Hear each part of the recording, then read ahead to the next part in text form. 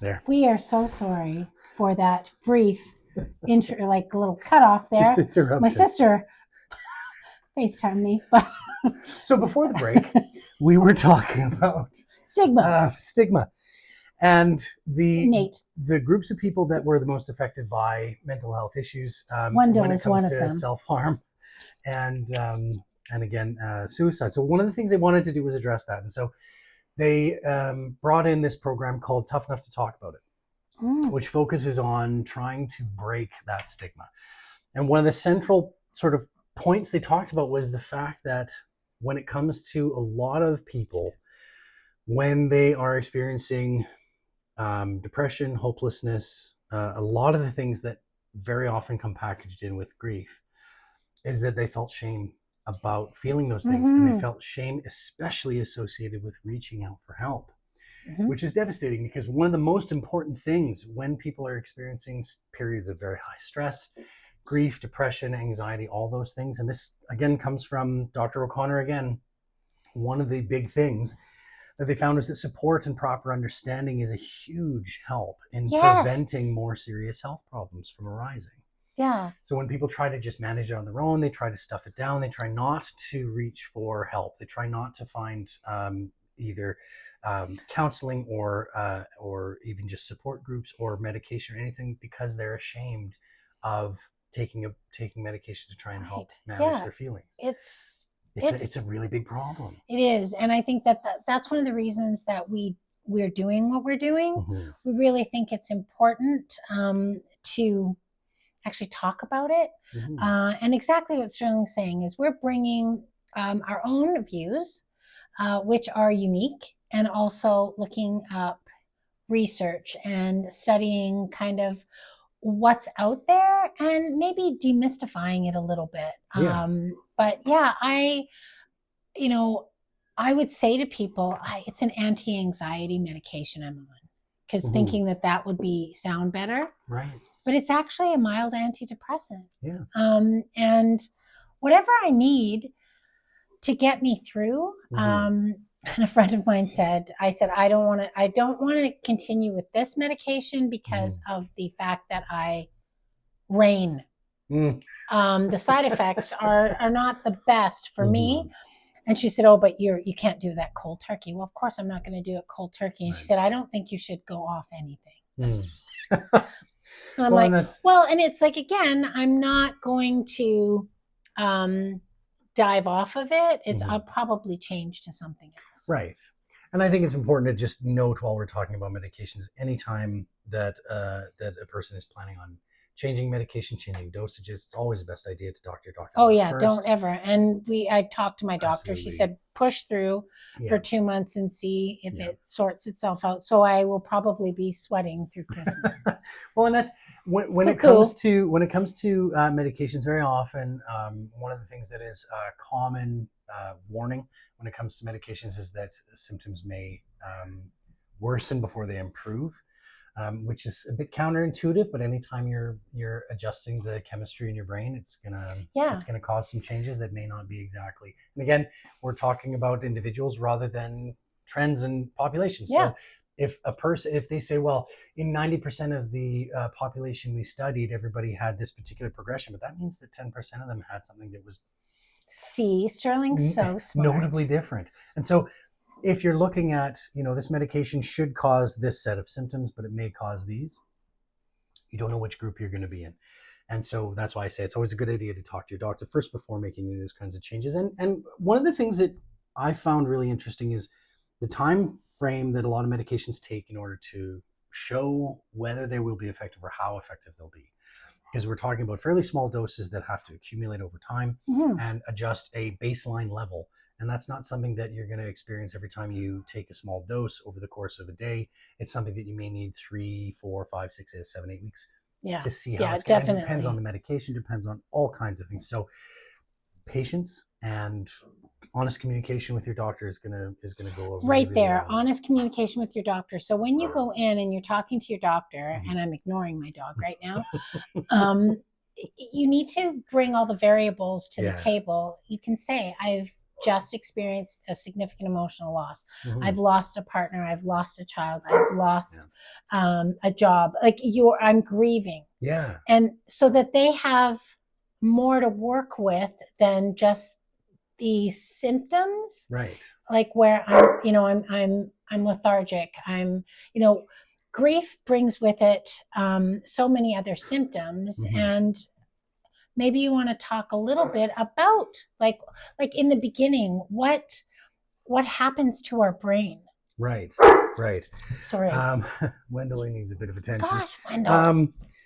Great question. Yeah. So most of the literature that I've looked at here surrounding grief and how it affects a person's brain and body, very often they're tied together. Because, and this is a slight aside, I'll try and be brief. The brain and the body are not exactly two separate things. The body is a part of your brain. And our brain is a part of your body, I should say. Yes. Your brain is an organ, just like anything else. It is affected by the body and it affects the body.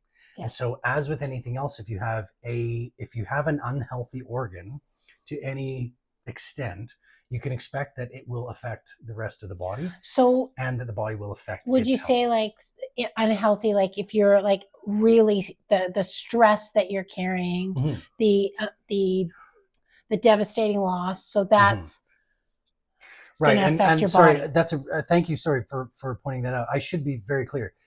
When you're experiencing grief, it is not an unhealthy thing. It doesn't make your brain unhealthy. No. What it can do, though, is present as unhealthy tissues and organs in other places. Which yes. That's one of the things I wanted to bring up here, too.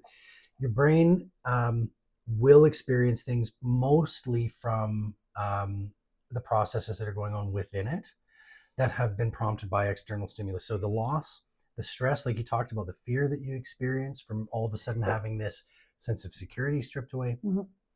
And that, again, that can be from the loss of a loved one. It can be from the loss of a job, the financial security, the social security that disappears. So many things. All those things can cause the same kinds of patterns of thought and the same kinds of results in the brain. So what they found was, again, through some of the research I've looked at, some of the things that can present as psychosomatic symptoms, which are symptoms that have no physiological or pathological cause. So if you have a symptom, so for example, if you hurt yourself, you get a scrape, it gets infected, you can expect an increase in body temperature from a fever, you can expect swelling, you can expect collection of various bodily fluids as your body's trying to cleanse itself. So these are things that have a pathological reason for being there. There's an infection, a foreign body, it's not supposed to be there, your body's trying to get rid of it.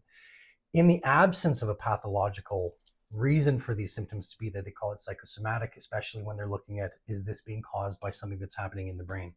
That is where we start to see a lot of these things happen with grief. Right. The brain itself doesn't change dramatically, chemically or physically. There are some minor changes that happen when it comes to chemistry, and it makes sense when you think about things like balance of brain chemistry when it comes to serotonin, dopamine, and the sort of the main mood regulation chemicals that we see in people's brains.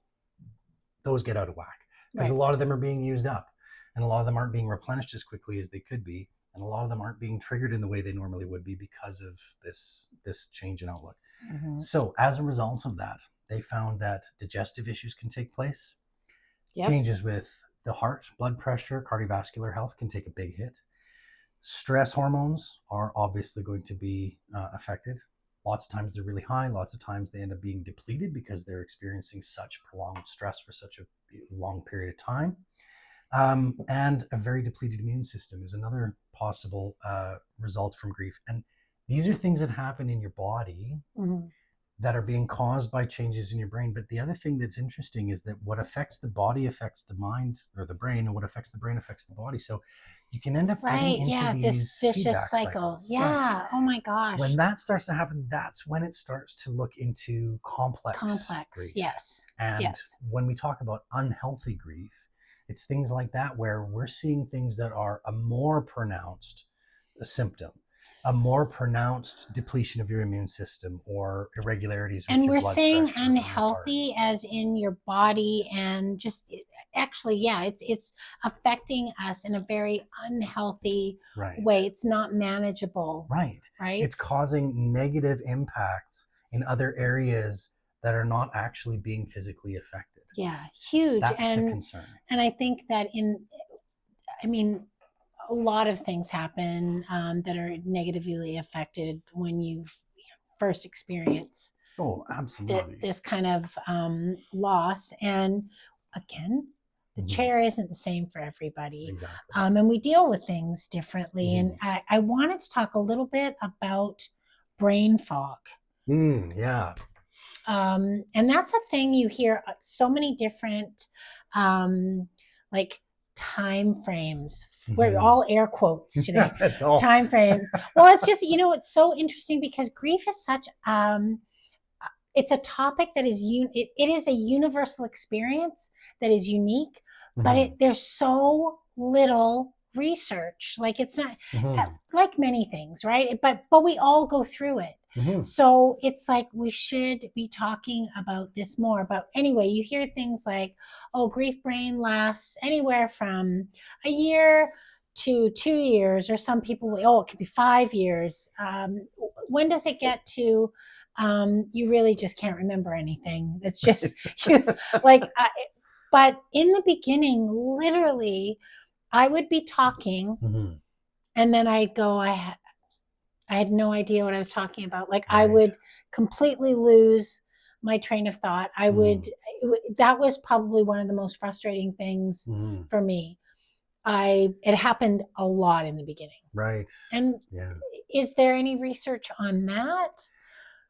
There wasn't a whole lot that I found that was specifically focusing on that brain fog. The closest I found that it tied into that sort of concept was sort of surrounding the overlap between chronic or prolonged stress and grief.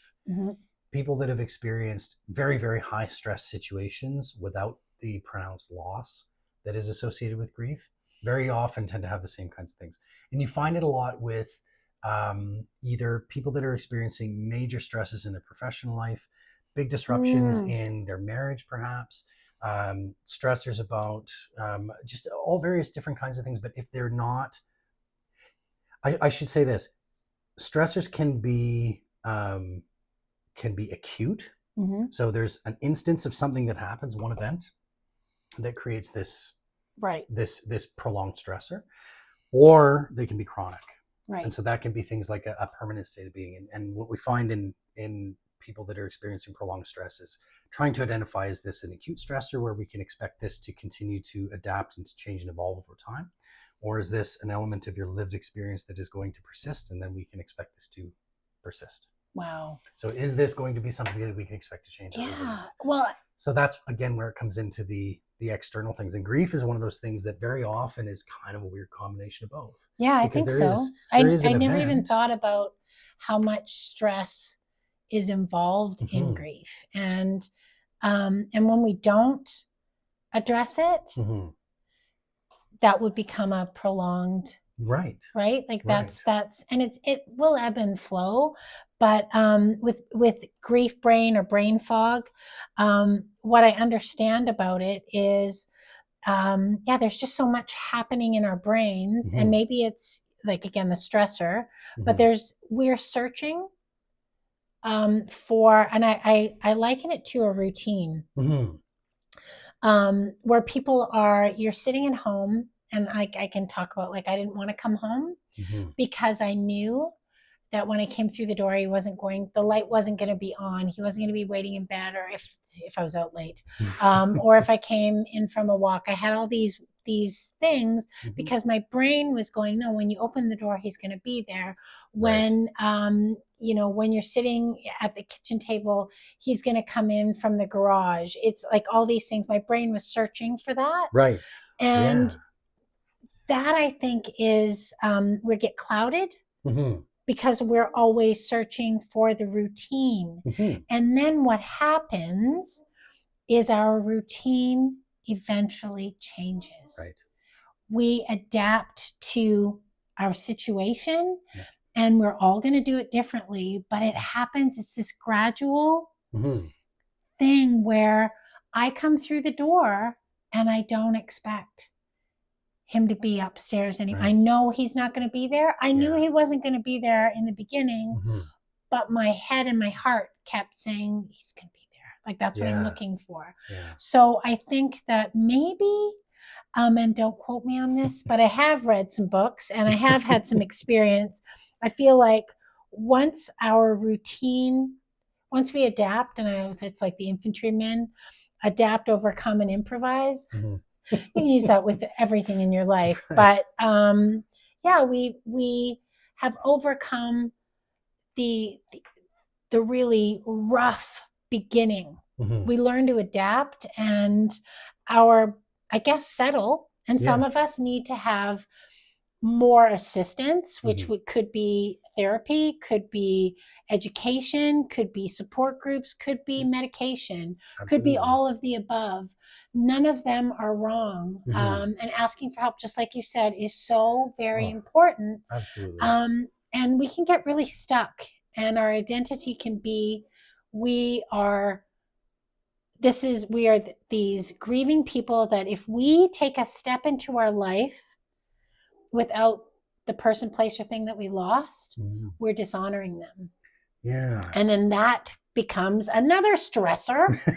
It is like it compounds. This could go on forever. Well, it's interesting you say that, compounding these layers of... There's so many layers. Layers of stress. I was thinking about this. When you lose somebody like a spouse, like when you lost John, I can think of how many different aspects of your life were affected. You talked about in your book, you talk about not feeling safe at home and having to learn how to do things that John always took care of, and having to schedule things and manage things in a way that you didn't have to take that pressure on yourself before, because you had a partner to help you look after that stuff. So in terms of what, how does grief equate to a stressor? When you talk about a loss, a significant loss that causes grief, I could equate that to something along the lines of, you just started a new job in a new city, in a new house, without your car, without your clothes, without your furniture, without any of the things you find comforting and familiar, and you got to just figure it out. So when you get up in the morning, you're thinking, not absentmindedly getting dressed and making a cup of coffee and getting in your car and heading off to work on autopilot. You're going, where did I put that? Where's that? How do I get there? No, I have to turn this on first, and then I have to. Everything is disrupted. And so many aspects of your existence that you don't expect to be affected are affected. Yeah, you're 100% right. It's like, and I would never go to work naked. That would be a whole other stressor, where you were saying you don't have your clothes with you. Well, I'm not going to work today. You got to figure out. Well, that's what I mean. Like, you don't have all the things that you're expecting and that you're familiar with. No. You've got, it's because it's not like your house is empty all of a sudden. All of the things are still here, but they all have a different significance. They're missing something, or they all of a sudden represent something else. And like I said, you're trying to find your way to get through a routine that has been completely smashed to bits. Yeah. So that's finding that. When you say you lose track of what you were saying. Oh my gosh. Because your brain is going 1,000 miles an hour. Still happens. I'll be like, were you listening? I was not listening. Could you tell me, what were we talking about? But if your brain is going in all those directions all the time, trying to find solutions to problems that you've never had to solve before, or try to find some semblance of predictability in a world that all of a sudden has so much unpredictability in it, of course you're going to be distracted. Yes. And you're going to be foggy. You're going to have trouble with word retrieval. You're going to have trouble with directions. You're going to have trouble with... I don't have problems with directions. I have no sense of direction. So just think about that. John was my geographical artist. Right. So now all of a sudden having to find your way. Do you know, can I tell you something? Sorry, I'm interrupting. No, of course. I'll be driving somewhere and it's a new place. And of course I have thank goodness for GPS. But he was always my backup. Like he would just say, where are you? Give me a landmark, and he would be able to help me as I was panicking because I had no idea it's got to be left or right. Don't tell me north, south, east, or west. I have no idea. Anyway, when I'm on my way somewhere and I find it, I look up and I'm like, he must be so proud. Like, why couldn't I have done this before? Like, the things you didn't have to do, and then you learn. And that's where I think, again, we're going to talk about all sorts of things. And our upcoming episodes, Sterling's going to probably interview me a little bit or just discuss my book. We're doing a Grief Over Dinner, our holiday edition on November 16th. You are cordially invited. I got to figure out how to extend the tickets because I have them ending on the 9th, but I think I'm going to extend it. But you are invited. It's a small room, but we will talk about grief, holidays, some tools, maybe some solutions. But we're here to talk about grief and all those uncomfortable conversations that people don't want to have, but actually they do. Yeah, and this is, again, I think part of the reason that both of us are so passionate about doing the Grief Over Dinner group and all the work that we've been doing in this area. People do want it and they do need it. Have you, I went away, so we'll land the plane in a minute, but I went away I did something like I would never do. That is probably the last 2 years of my life. I've done a lot of things I would never do. I never even thought I would do, and they're amazing. And I'm really, really glad that I've done them. But I went away to this conference, or it was an event, a women's event.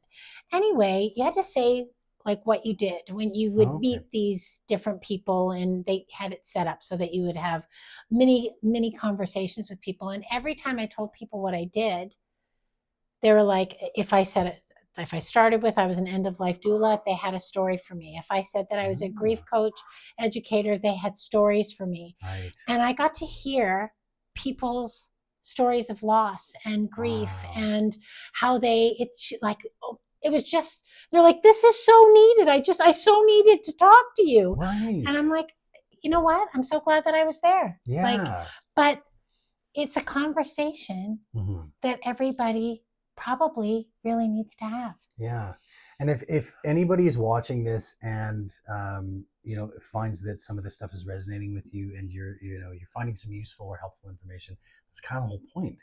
We want to try and help people understand that there is some science that you can find that will help you to understand. There's well-educated, dedicated, hardworking people trying to find out the cause and effect of what's happening.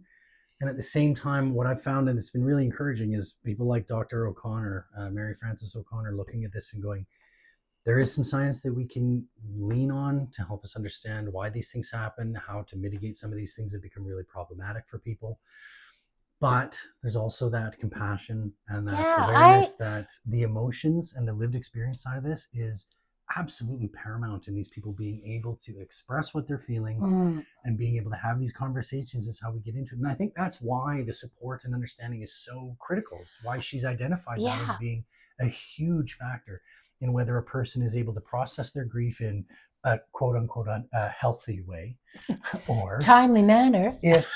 If it becomes something that is complex and complicated and leads to other serious health issues, like we talked about the heart issues that can come up, people talking about, dying of a broken heart. It's not just colloquial. These kinds of things can have complications if a person is isolated or if a person doesn't have the resources to be able to process this stuff. It can lead to some when really we stuff this down, it has such adverse effects emotionally and physically. And like you said, they're tied together, our brains and our bodies and our brains. And so we would love to know what you would like to know. Because we're going to continue to talk about this. We're going to talk about dying and death as well, because that's a conversation that, we're fun at parties. So you would not believe it. You would not even believe it. But you know what? It's again, that's another thing. We are all about living until we die. And you can live until you die grieving. And that does not mean that you are going to be sad all the time. It doesn't mean that you're going to be happy all the time. It means you're going to be living, feeling, and hopefully stepping into your life as fully as you can and with the support you need. I would love to quote one of my favorite comedians, oddly enough, Dylan Moran, an Irish fella. One of my favorite quotes from him out of everything I've ever heard him say, which is, you should be as alive as you can be until you're totally dead. Amen. Right? So that's exactly it. That's what we're trying to do. Find ways to help people be as alive as they can be, because this is an experience that a lot of people find just overwhelming, and they feel like they've lost some part of their life. They've lost a part of who they are. And it's all that searching, and just know you're not alone. We are here for you. And we'll see you next time on Good Grieving with Sterling and Kath. Take care.